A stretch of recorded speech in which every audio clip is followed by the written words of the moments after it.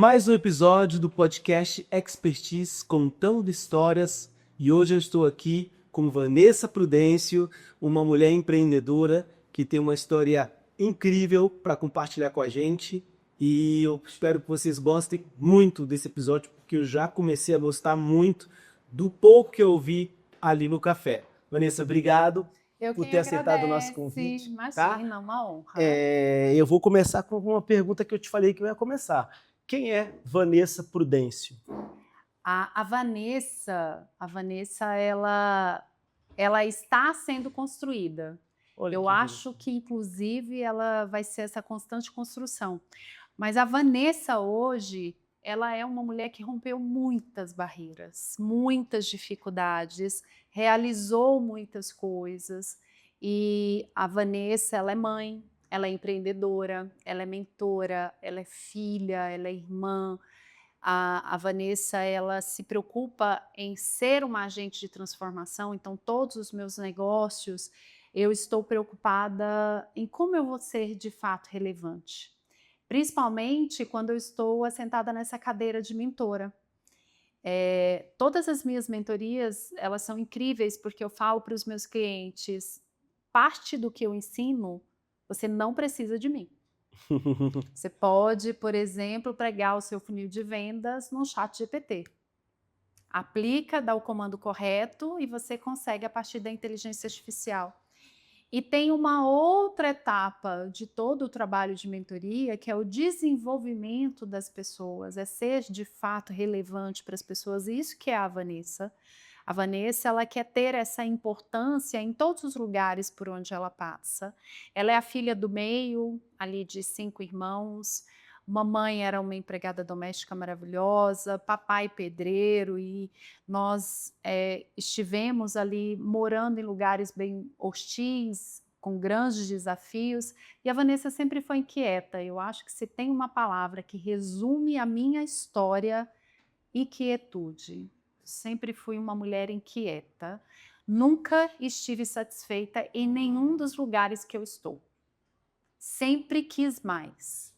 Cada conquista, ela é comemorada, ela é vislumbrada, ela é contada, ela inclusive tem lágrimas de alegria, de orgulho, mas não é o lugar de assento, não é o lugar de permanência, é sempre um lugar que está em movimento. Então, a Vanessa, ela se resume em inquietude, em vontade de ser mais, em vontade de entregar mais, em vontade de ser mais relevante. Eu olho para outras pessoas, inclusive há momentos que eu falo, gente, eu não me encaixo com essas pessoas. Que não que essas pessoas estejam erradas, que são aquelas pessoas que só querem viver a sua vida, cumprir com o seu papel na Terra e está tudo bem, está tudo certo. E quando eu percebo esse costume, esse movimento, eu até me pergunto, por quê? Aonde é que essas pessoas encontraram esse lugar de paz?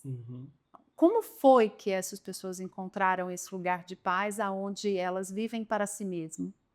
Onde elas são bem em si mesmadas e conseguem viver bem nesse lugar de atuação. Eu não consigo viver bem nesse lugar. Eu preciso ir além do ensimesmada. Eu sinto essa necessidade de não viver só para mim.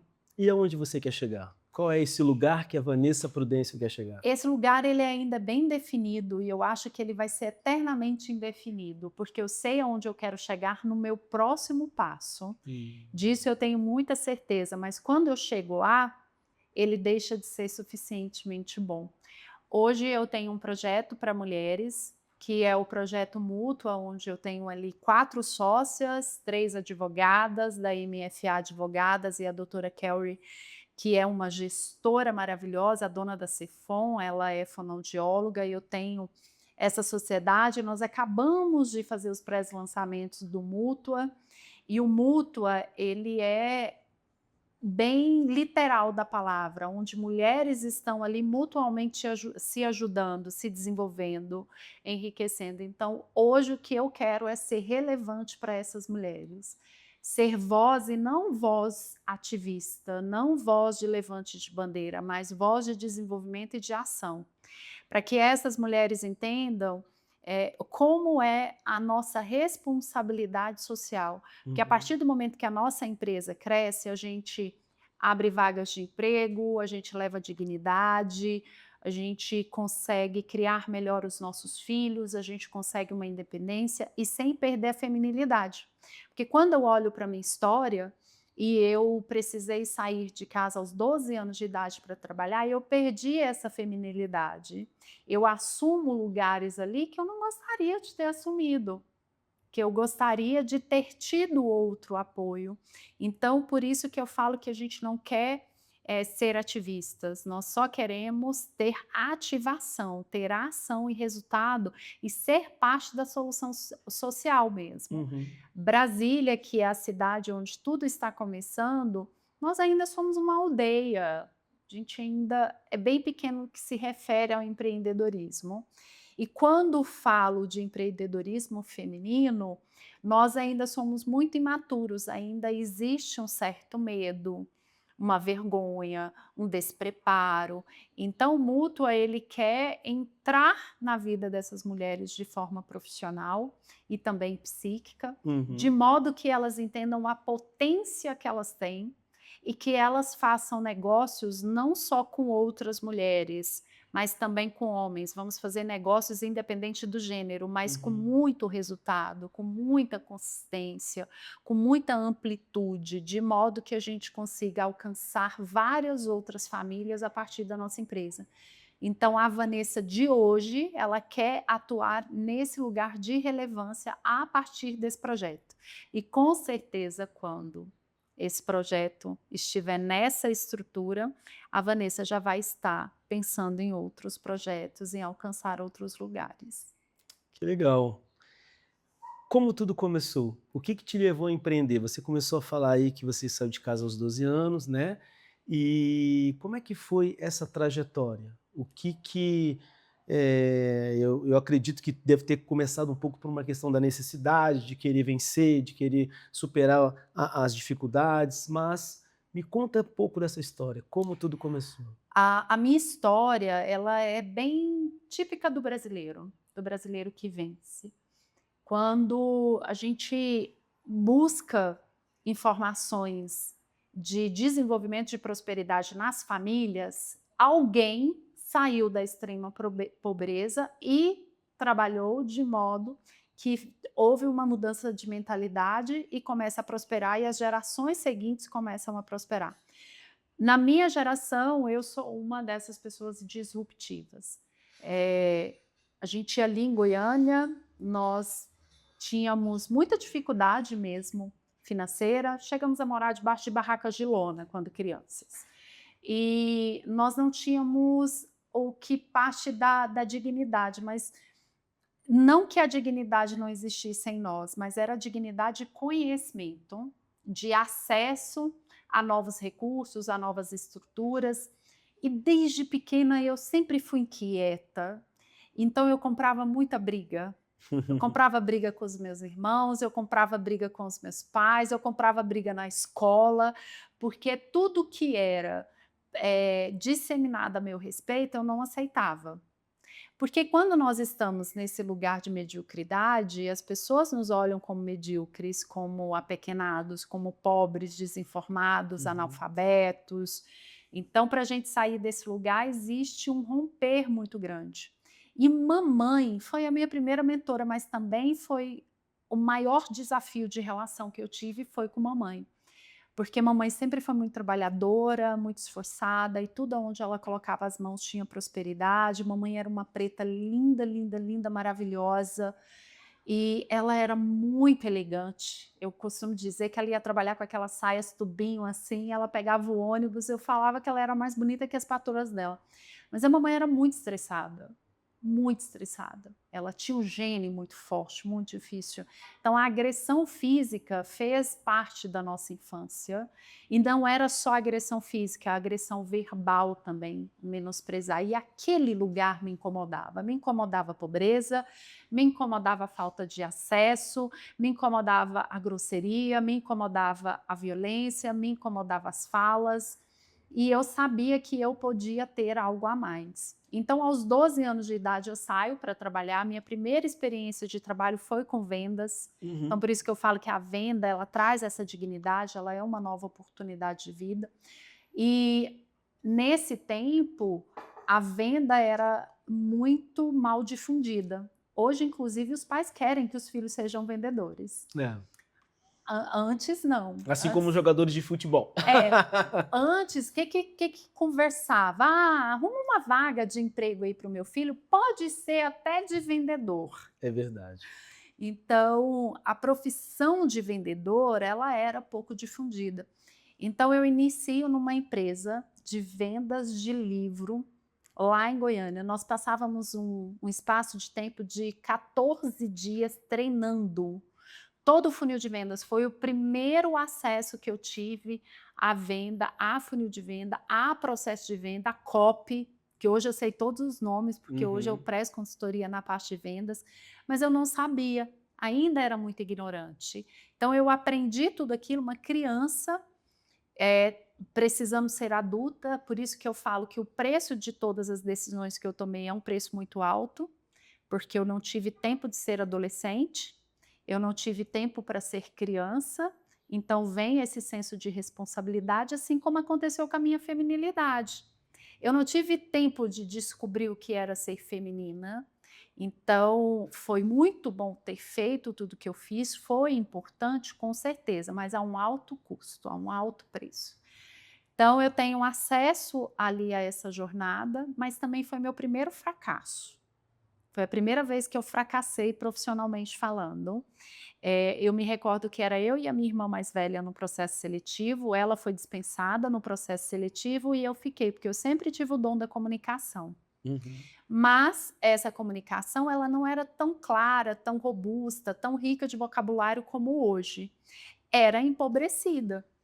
Por mais que a gente estudava, a gente tinha pouco acesso às nomenclaturas, a gente tinha pouco acesso aos vocabulários. Ainda tinha a questão da idade também, era muito Sim, nova, né? muito nova. Como que a gente vai exigir? E vender livro? Então eu começo a vender, a gente batia de porta em porta, falava que era do DEP, Departamento de Pesquisa Estudantil, nunca esqueci, e a gente tinha uma anamnese, que hoje a gente fala no funil de vendas que é o processo de qualificação. Então a gente batia na porta, que era a venda ativa, nos apresentávamos e a gente começava com o processo de qualificação dizendo que era uma pesquisa estudantil do DEP, Departamento de Pesquisa Estudantil, e a gente fazia todo um processo ali. Com aquela qualificação a gente definia qual livro a gente ia apresentar para aquela família. Interessante. Sim. Eu vendi muito pouco, foi o meu primeiro, eu fui mandada embora por falta de venda mesmo. E hoje, com a análise que eu faço desse tempo, eu entendo que o meu primeiro fracasso foi porque eu não tinha acesso a livros. Como que eu ia vender algo que não era real para mim? Eu nunca tinha lido um livro completo mesmo. Eu me lembro que houve um tempo que a mamãe comprava chamequinho e distribuía entre os filhos para a gente ir para a creche, para poder estudar. Então era tudo muito difícil, nós não tínhamos uma biblioteca em casa, então eu não tinha acesso ao conhecimento, então eu estava vendendo algo que era muito distante da minha realidade. Então hoje eu avalio que o meu fracasso ele vem a partir daí. Eu estava vendendo algo que era muito distante para mim, que sequer eu entendia o valor que aquele livro tinha. Não entendia. Então foi o primeiro fracasso, mas eu não desisto. Na sequência, eu começo a trabalhar de bico em lojas, eu vou fazer curso de datilografia. Datilografia. Fiz curso de datilografia, computação de digitação, no Word ali. E por eu ser TDAH, e nessa época eu não sabia, porque eu fui descobrir recentemente que eu tenho diagnóstico, havia a síndrome do pensamento acelerado, e eu falava que eu vivia num outro mundo, eu falo que eu vivia num mundo fantástico de Bob, porque de fato a minha mente ela transicionava em outros lugares, e a falta de conhecimento te limita muito. É verdade. Porque eu parecia um ET no meio das pessoas. E então eu continuo ali com esse trabalho, aos 19 anos eu me torno mãe, que foi muito difícil também, Foi muito, muito difícil. E o empreender, meu primeiro momento de empreendedora, ela se deu, propriamente dito, já aos 34 anos de idade, quando eu cursei a minha primeira faculdade aos 34 anos de idade. E eu era casada na época, e esse meu ex-companheiro tinha uma padaria, uma loja de informática, e nós abrimos um supermercado. Nossa, Então foi a primeira vez que eu fui dona de um um negócio. conglomerado, hein? Mas eu já era empreendedora sendo vendedora, só que eu não tinha essa mentalidade. Olha que estranho. Eu falo que eu estou aprendendo o senso de conhecimento depois dos 34 anos de idade. Como que alguém vive numa concha de ignorância durante tanto tempo e como sobrevive? Porque eu não tinha senso do que é empreender, do que é ser empresária, sequer como era ser mãe. Eu era uma mãe por circunstância, Uhum. por necessidade, eu não era uma mãe presente na vida da minha filha mais velha. Hoje eu sou uma mãe melhor para minha filha caçula, mas eu não era essa mãe. E era assim, falta de conhecimento mesmo, falta de habilidades nessas áreas. E, inclusive, é uma das coisas que eu quero levar para as pessoas, a parte do conhecer, do experimentar, do poder fazer escolhas. E, nesse momento, eu começo a empreender. Começo a entender o que é ser empresário, o que é pagar imposto, o que é ter funcionário, o que é ficar grávida sendo dona desses negócios. Nós tínhamos a padaria, a loja de informática e esse supermercado. Eu tinha que dar conta de gerir, eu ficava no supermercado, engravido nesse tempo, e ter a minha filha caçula, sequer tirei resguardo dentro desse lugar, até que eu surtei. Até que eu surtei, cansei. A vida veio muito cansada e a gente fecha todos os negócios e eu volto para o mercado de trabalho como vendedora. E aí eu fui trabalhar para uma multinacional.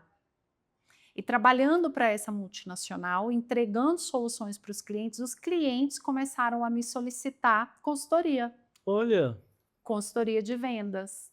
Aí nasce a verdadeira empreendedora. Aí eu começo a entender a minha capacidade. Aí as janelas começaram a se abrir. Aí eu comecei a ter acesso aos livros propriamente dito, a comprar livros, a ler. Eu falo que abriu minha jaula, assim. Tanto que eu penso, gente, como que eu vivi todos esses anos sem esse senso de conhecimento, sem esses acessos? Foi como se a luz tivesse aberto e você saiu da escuridão e entrou Quase na que a luz. alegoria da caverna, eu acho que é bem isso. E eu vivo até hoje a alegoria da caverna desde lá da infância. Porque eu fui a primeira filha a viajar de avião, a cursar nível superior. Eu fui a primeira filha a fazer viagem internacional. Eu fui a primeira filha a ter acessos a outros lugares. E eu sempre voltava para poder contar para a minha família. E hoje a minha família é próspera, hoje a minha família consegue ter acesso a outros lugares, por mais que tudo ainda seja E à muito época, como a sua difícil. família reagia quando você contava tudo isso? E que eles diziam para você? Crítica, era sempre muita crítica. A minha mãe agia com medo, mamãe tinha um medo de perder um dos filhos. E aí ela vem com a doença que também a gente teve que se esforçar muito para poder cuidar dela. Foram 16 anos muito difíceis, com câncer muito agressivo. E a mamãe agia com medo, então ela sempre repreendia. E existe, inclusive, a crítica existe até hoje, a crítica de piadas mesmo, piadas inapropriadas. No entanto, segue o curso. Aí eu tô rindo aqui da Van, mas eu quero fazer igual ela fez. Entendi. Eu tô rindo dela porque ela tá comendo essa comida que deve ser horrível, viajando nesse lugar que deve ser muito frio, mas a gente também quer, bora tirar o passaporte, vamos cursar a faculdade. É muito recheado de crítica e eu hoje, com a maturidade que eu tenho hoje, eu analiso que as críticas eram uma ferramenta psíquica mesmo, de tentar se igualar, tentar não parecer tão menor que o outro. Né? Talvez até uma forma de amor, uma forma de ignorância. E eu antes sofria bastante com as críticas. Sofria, chorava, hoje não. Hoje eu falo que eu já tenho um pouco mais de maturidade nesse rio que flui. Mas qual foi a sua pergunta que eu me perdi porque eu tenho TDAH? Eu perguntei como tudo começou, né? E Aí eu aí respondi. você respondeu. Ah, Aí eu perguntei depois como foi, como é que eles reagiam quando você contava com tudo que você... crítica. Com crítica. Aí agora me pareceu uma outra pergunta. Como é que você se sente hoje diante dessas críticas? Porque você falou que à época você sofria, né? Mas hoje, mais madura, né? Nessa mentalidade de crescimento, de prosperidade, como você enxerga a crítica hoje, tendo em vista que você vê as pessoas, mesmo te criticando, mesmo bebendo dessa inveja, elas estão de repente te copiando, vamos dizer assim. Como é que você se sente hoje? Hoje eu tenho orgulho de tudo isso. E essas críticas, quando ela vem, ela sempre vai existir, porque minha família ela tem uma peculiaridade, tem que ter circo. Se não tiver circo, se não tiver a gargalhada, se a gente não estiver rindo de alguém, é uma família busca-pé mesmo. É o típico brasileiro, né? O brasileiro tem essa característica, né? Então isso sempre vai existir. Uhum. E hoje eu percebo que ao mesmo tempo que há a crítica, há o orgulho. Recentemente, o meu irmão caçula, que é o filho preferido, a gente tem na família e todo mundo aceita que ele é o filho preferido, tá tudo bem para nós ele ser o filho preferido, ele é o caçula dos homens, porque a gente tem uma irmã mais nova que ele também. Recentemente, em fevereiro, ele sofre um acidente de moto com a esposa dele veio a falecer, ele se casou aos 17 anos de idade, ou seja, ele não sabe o que é viver sem essa mulher que era a pessoa mais linda, mais amorosa, mais querida, assim. Nós temos alguns cunhados muito maravilhosos na nossa família, em especial essa que faleceu e o marido da minha irmã caçula, são pessoas muito amáveis com a gente, eles acolheram a nossa família mesmo, porque a nossa família tem essa peculiaridade. Entraram na família mesmo. Entraram, e eles cuidam da gente. Legal. E esse meu irmão sofre esse acidente, se quebra todo, ficou entre a vida e a morte, passa mais de 15 dias em coma, ainda está em recuperação. E para nós, ver tudo isso, lidar com tudo isso, está sendo muito difícil e, ao mesmo tempo, a gente começa a perceber como a família tem muito orgulho do outro, como a gente ama um ao outro, sabe? Assim, a gente conversa e a gente admira a história um do outro, a gente admira a superação um do outro. Então, eu acredito que, inclusive, as críticas que existem, elas vêm mais em tom sarcástico, para não tem nada para fazer, deixa eu criticar aqui, deixa eu arrumar uma piada. É como se fosse um padrão de divertimento familiar. Mas, no fundo, o que a gente tem, o que a gente desenvolveu é muito orgulho um pelo outro, porque sair de onde nós saímos, para estar nesse lugar de fala hoje, e toda a minha família ela conseguir realmente viver com dignidade, porque é isso que todo esse trabalho trouxe para nós, toda essa inquietude trouxe para nós, foi dignidade, porque infelizmente a pobreza ela tira a dignidade das pessoas, a falta de conhecimento, a falta de acesso ao conhecimento tira a dignidade das pessoas. Percebendo isso, a gente tem muito orgulho, a gente se ama muito. Legal. E o meu pai, se você... um dia, vamos fazer um podcast com o papai? Acho que vai ser incrível ouvir um velhinho conversando. Papai, se você falar com ele, você vai ficar muito emocionado com a história dele. Nós morávamos, um dos bairros que a gente morou foi o Jardim Curitiba 3, lá em Goiânia. E no início do bairro, nós fomos os primeiros de barraca de lona preta mesmo, de invasão nesse bairro. A gente presenciou muito crime nesse lugar. A gente presenciou crimes sexuais de coisas muito graves, a gente presenciou coisas bem difíceis, tráfico, uma série de coisas. E dos 5 filhos do meu pai, ele não tem um filho, e ele fala isso, eu não tenho um filho perdido. Todos os meus filhos são trabalhadores, todos os meus filhos são bonitos. Outro dia, no dia que nós estávamos no hospital com o meu irmão, ele falou, gente, quando a caravana da minha família chega, quando os meus filhos chegam, são os mais bonitos do hospital. E ele se emociona muito. Sempre que o meu pai fala dos filhos, o papai chora, porque para ele é um privilegiado ter 5 filhos e não ter dores de cabeça que muitas famílias vivem hoje, dor Missão de cumprida cabeça. com êxito, né? Dor de cabeça com droga, Uhum. dor de cabeça com coisas ilícitas, não.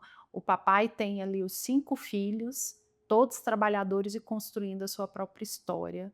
Então, quando você conversa com ele, esse é o maior legado de vida dele, são os filhos. Então, para nós ter isso é um valor inegociável. Uhum. É o que traz mais para a gente esse aconchego, esse orgulho de ter passado por tudo que a gente passou. Porque as próximas gerações prosperarão a partir da semente que a gente plantou nos nossos terrenos férteis. Uau! E como o nosso episódio é um episódio que homenageia as mães empreendedoras, fala para mim quem é a Vanessa filha e quem é a Vanessa mãe. A Vanessa filha, ela é até um pouco parecida com a Vanessa mãe. A Vanessa filha, ela foi muito difícil por conta dessa inquietude. Eu tive uma relação muito complexa com a minha mãe, bem difícil. Não era uma relação fácil, foi uma relação de muitos conflitos, mas foi uma relação também de muito cuidado. Quando eu descubro o câncer da minha mãe, eu assumo para mim aquela responsabilidade.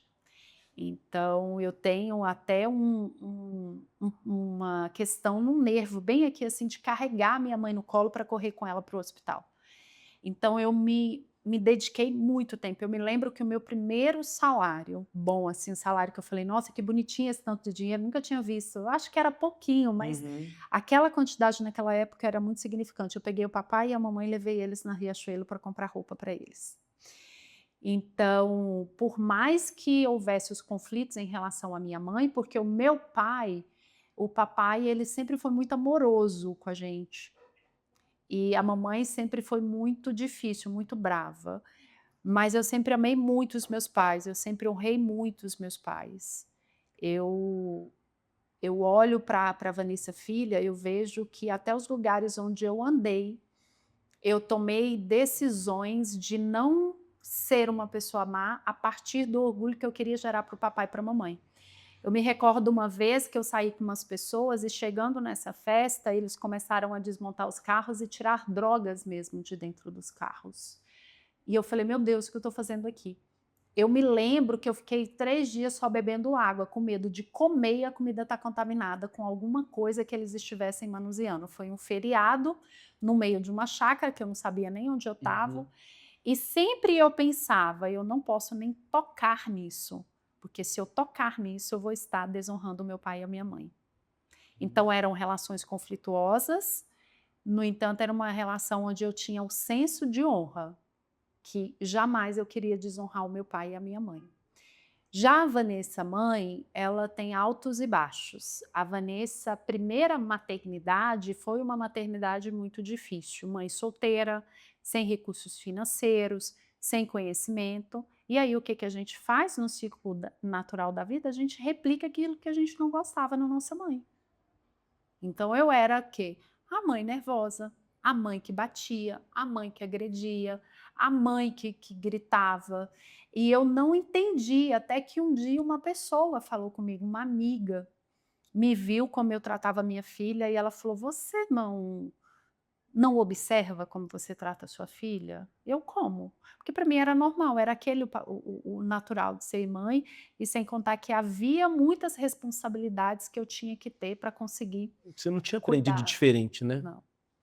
Então, a maternidade da minha filha mais velha é, até hoje, uma maternidade de dor. De muita dor para ela e para mim. Já houve muitos pedidos de perdão, já houve muitos ciclos, mas o que foi feito não se muda. E a dor dela eu não tenho como minimizar. O que eu posso mostrar para ela hoje é o amor que eu tenho por ela e o orgulho. É uma menina que faz o que eu faço, dá treinamento de vendas, ela é brilhante, mas ela teve também o seu fundo do poço por conta dessa maternidade e ausência paterna. Então eu tive que ser pai e mãe da minha filha mais velha. Então ela teve muitos fundos no poço também. E eu acredito que essa maternidade, ela poderia ter sido melhor se eu tivesse tido acesso ao conhecimento, se eu tivesse recebido o amor que eu gostaria de ter recebido, provavelmente eu teria dado esse amor. E aí vem a segunda maternidade. A segunda maternidade, ela começa cheia de conflitos, porque eu não sabia lidar com aquele cenário, eu ainda era empresária, dona de supermercado, e eu não tirei resguardo. Tinha que dar conta de tudo. Tinha que dar conta de tudo, até que eu surtei e falei, não dou conta mais. E nós não precisamos dar conta de tudo. Se prega muito uma mãe que é empreendedora, que é mãe, que é esposa, que é filha, que é isso e que dá conta de tudo. Isso é uma utopia. Aqui dentro está tudo disfuncional. Nós somos uma verdadeira bomba atômica dentro de nós, com os nossos hormônios, com as nossas emoções. E aí prega aquela mãe perfeita e ainda tem as cobranças. Eu me recordo que eu não consegui equilibrar a alimentação da minha filha mais nova, porque as pessoas queriam dar Coca-Cola para a criança com 1 ano de idade. E quando eu dizia que não podia, havia uma rixa, uma briga. Então, muitos conflitos. E depois vem uma paz, porque a minha filha caçula também, ela me traz essa paz. Ela hoje, com 11 anos de idade, ela conversa as coisas comigo com uma leveza e sem me julgar. Apesar que ela me chama de velhinha o tempo todo. A velhinha não consegue andar, é. A velhinha não consegue mexer no celular, é. Mas ela faz isso com tanto amor e eu percebo que ela lida com a minha imperfeição até melhor que a minha filha mais velha. Então, quando eu estou nervosa, estou aqui trabalhando e ela quer atenção, e isso me estressa muito, até por conta das características do TDAH, mas eu tenho que ter consciência, a gente também não pode dar culpa ao TDAH.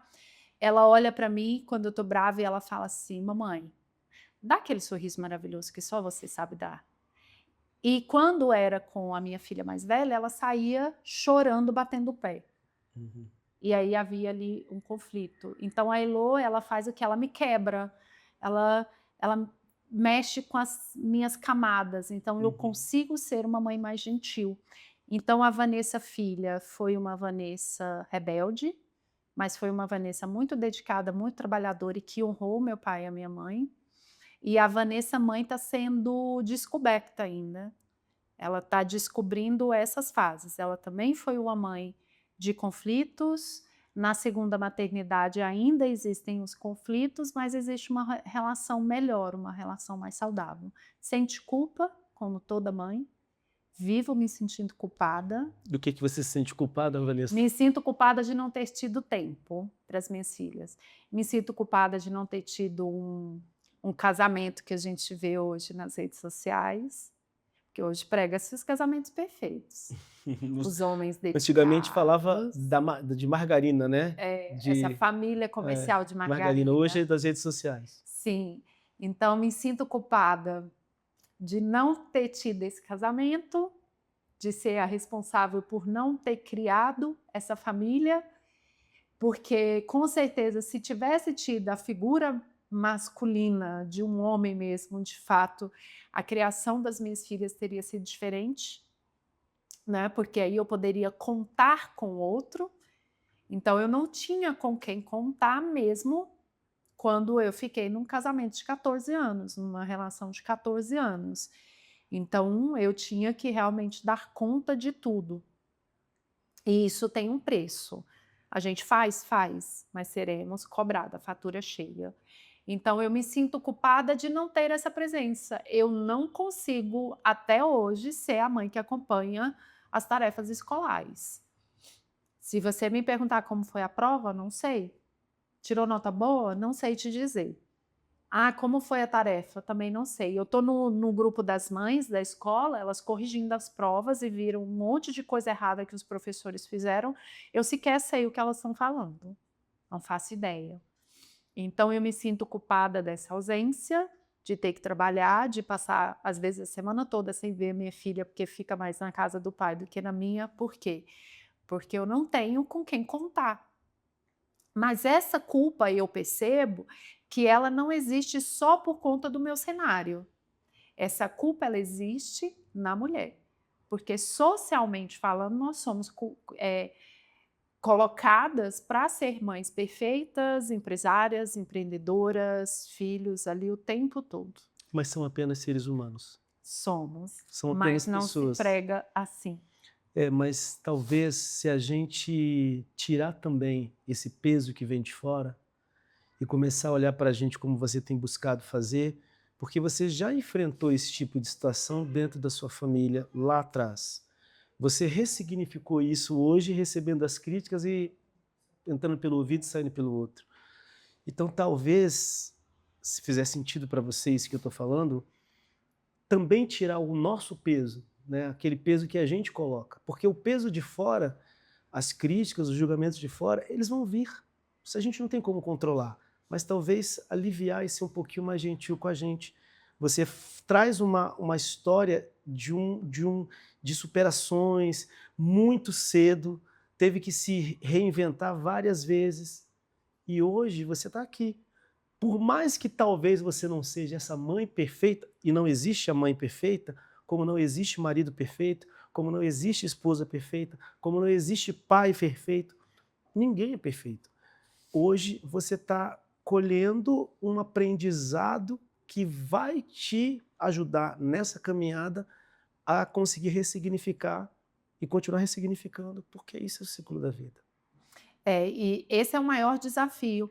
E com um dos meus projetos, que é o Mútua, essa percepção que eu quero levar, essa leveza, sabe? Assim, essa perfeição que é pregada, e nós temos vários ciclos sociais. Peço um guardanapo. Nós temos, obrigada, nós temos vários ciclos sociais. E um dos ciclos sociais muito obrigada, que nós estamos vivendo agora, é exatamente esse da mulher de múltiplas funções, que dá conta de tudo, e na verdade ela não está dando conta de nada. Até porque ela não existe. E aí a gente tem que andar na contramão dos discursos sociais. E isso que eu quero trazer para dentro do Mútua com as minhas sócias. Legal. Nas nossas reuniões, a gente até brinca. Outro dia, uma das minhas sócias, a Kelly, a gente brincando, qual vai ser o seu post? Aí ela, eu posso falar que eu surto, que eu tô com vontade de surtar? Então pronto, esse vai ser o seu post. Eu também surto. Aí outra que recentemente a Fê se tornou mãe, primeiro bebê, e aí a gente quer levantar esse tema, consegue conciliar, não consegue? Ela, eu posso dizer que não tem equilíbrio, que eu não estou dando conta? Eu não só pode como deve. Para a gente tirar porque quando a gente se manifesta num ecossistema, a gente se manifesta num modelo de negócio, nós somos responsáveis pelo discurso que abordamos. E aquilo que nos causa dor a respeito do peso de ter que me enquadrar a um lugar de atuação, eu não posso fazer o mesmo. Então, dentro do Mútua, a gente quer se desenvolver as mulheres, levar para elas uma estrutura de atuação, a nossa capacidade gerencial, a nossa capacidade de atuação, a nossa capacidade de execução e o quão boas somos para fazer negócios e grandes negócios, mas também a gente quer dizer, olha, você não precisa dar conta de tudo. Não concorra com os homens, você não precisa concorrer com você não precisa concorrer com outras mulheres, você só precisa definir o que você quer, e ver qual preço você vai pagar e qual você aceita pagar, porque independente da escolha existirá um preço e existirá um peso. Qual você suporta e como a gente minimiza a dor disso. Então, dentro do Mútuo, a gente quer trabalhar com as mulheres empresárias, empreendedoras, líderes, mas o nosso discurso está longe da perfeição. Bem longe disso. Isso é libertador. Sim. Querida, a gente está passando aqui pelo momento já caminhando para o final do nosso papo. Quero primeiramente dizer que está sendo incrível para mim ouvir a sua história. E algumas perguntas que eu iria fazer você já respondeu. Mas eu queria te perguntar, que pergunta você acredita que eu deveria ter feito até agora e eu não fiz? E você gostaria que eu fizesse? Em outras palavras, sobre o que você quer falar, que você ainda não falou. Qual impacto eu já gerei? Pronto. Vanessa Prudêncio, qual o impacto que você já gerou? Eu já transformei a minha família, e a gente fala muito nesse nosso bate-papo sobre família, então isso já está claro, Uhum. mas eu já transformei outras famílias a partir, inclusive, da minha dor. Olha que interessante. É muito pertinente tudo que eu vivo, porque as pessoas que me procuram parece que estão na mesma zona de dor, Se conectam, né? se conectam. Eu fiquei mais de 1 ano, a minha filha foi embora, mais velha, e ficou sem falar comigo. Isso foi tudo muito difícil, foi tudo muito doloroso, porque ela estava vivendo as lutas dela, ela também estava vivendo e estava sofrendo, e eu não podia acolher. Desculpa a pergunta, quantos anos tem a sua filha hoje? 23. Uhum. E eu tenho uma mentorianda que também tem um conflito com a mãe, de algo sério, que inclusive caso de polícia. Uhum. E ela veio buscar em mim esse acolhimento. Então eu me tratando na minha vida pessoal e tendo que cuidar de uma outra pessoa e levar essa direção. Então, famílias, as pessoas me procuram muito por família, por resolver conflitos familiares, e aí o impacto que eu gero de resgate de vida, de transformação de vidas e de entendimento e de leveza, isso é o que faz a minha vida valer a pena. E também por conta da minha crença. Eu sempre gosto de falar da minha crença, então eu acho que todos os lugares onde eu esteja é importante eu falar da fé que eu tenho em Deus, da fé que eu tenho em Jesus. E eu digo que tudo e qualquer coisa que eu fizer para levantar um altar de adoração para Cristo, independente se as pessoas que vão ver esse podcast sejam cristãs ou não, inclusive gostaria até que elas exercessem a fé delas com um pouco mais de liberdade, independente da crença que elas tenham, porque eu acho que a fé ela nos traz a esperança. Então, essa esperança, ela faz com que a gente se torne pessoas melhores, quando a gente tem esperança do porvir. Então, esse impacto geracional, essa crença, ela é o que me faz estar de pé, porque eu não vejo o menor sentido de continuar respirando, de continuar existindo, de continuar com o meu projeto de vida sem a presença dessa fé, sem essa presença de adorar a Deus. E a partir do caráter dele, ser impacto realmente de transformação na vida de outras pessoas. Uau, uau, legal. Vamos para a última pergunta, Vanessa Prudêncio. O nome do nosso podcast é Expertise Contando Histórias. E hoje você está contando um pedacinho da sua história. Vanessa Prudêncio, que história você gostaria que as pessoas contassem sobre você? Se as pessoas fossem contar uma história sobre a Vanessa, qual a história que a Vanessa gostaria que elas contassem? Eu gostaria que as pessoas falassem do impacto que eu tenho na vida delas, da força, apesar que eu não sou só força, e inclusive existe um lado que ninguém vê, que é essa fragilidade, esse fragmento de ser mesmo, desse lugar de dor também, desse lugar frágil, desse lugar que às vezes a gente esconde muitas vezes, mas eu gostaria que as pessoas estivessem falando o quanto elas são impactadas e transformadas a partir do conhecer da minha história e dessa coragem que eu tenho de continuar seguindo em frente. Então, a história tudo que a Vanessa passou vai me impedir de cometer os mesmos erros. Vai me fazer ser uma mãe melhor. A história dela já me diz, será que eu tenho que ser essa mãe que grita, que agride, que fala, ou será que eu tenho que ser ponderada e acolher mais o meu filho para que o meu filho na infância, na juventude, na fase adulta, não vire contra mim? Então, a partir da minha experiência, trabalhar com essas mulheres, trabalhar com essas pessoas, elas poderem contar a história, já que ela fez esse caminho e esse caminho trouxe essas consequências, eu não terei essa consequência porque eu aprendi com ela. Legal. Então agora você vai ter a oportunidade de olhar para aquela câmera lá, falar a mensagem que você quiser falar para as mulheres empreendedoras, para as mães empreendedoras que você acha que faz sentido falar, e você falar dos seus projetos, das suas redes sociais, para todo mundo conhecer mais da Vanessa Prudêncio. Como que vocês chamam o público de vocês? Tem algum apelido? Não tem não. São os nossos ouvintes, clientes, amigos, parceiros, enfim. Ah, perfeito. Fica à Muito vontade. obrigada. Bom, então, como vocês já sabem, eu sou a Vanessa Prudêncio e eu sou apaixonada pela vida, apaixonada em desenvolver pessoas, em especial mulheres.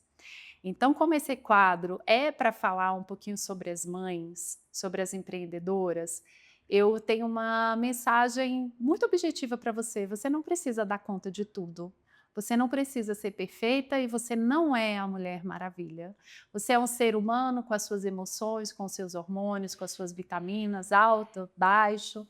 Mas se tem algo que a gente pode tirar como lição é acesso ao conhecimento. Se você puder comprar livros, tirar um tempo para você, tomar o seu chá, o seu café, sair para caminhar sem ter que se preocupar com o que você está deixando para trás, faça isso. Olhe para si, entenda quem você é, entenda o seu limite, coloque limite também, não permita que as pessoas acessem o seu psicológico e faça bagunça nas suas casinhas.